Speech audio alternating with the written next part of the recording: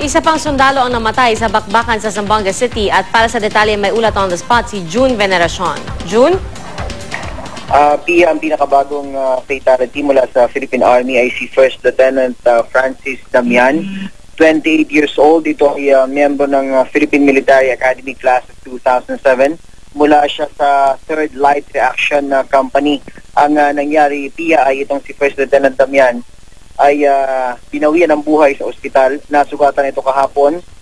Kahapon ng hapon ito nangyari at binawian nga ng buhay alas 8:40 ng umaga sa isang ospital dito sa lungsod ng Zamboanga.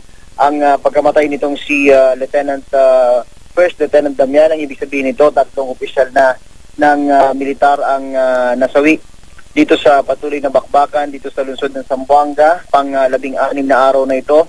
At ang lumalabas na parang 16 na rin yata itong killed in action na tropa mula sa tropa ng pamahalaan at mahigit 100 naman yung killed in action naman mula sa panig ng Moro National Liberation Front, itong paksyon na loyal pa rin kay dating ARMM Governor Nur Miswari.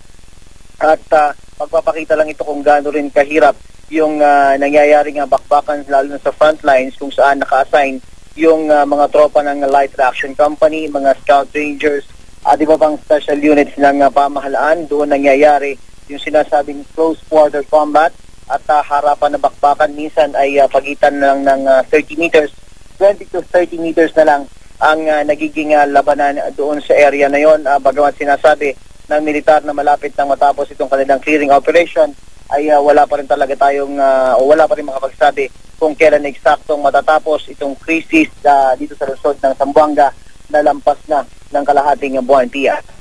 Maraming salamat, June Veneracion.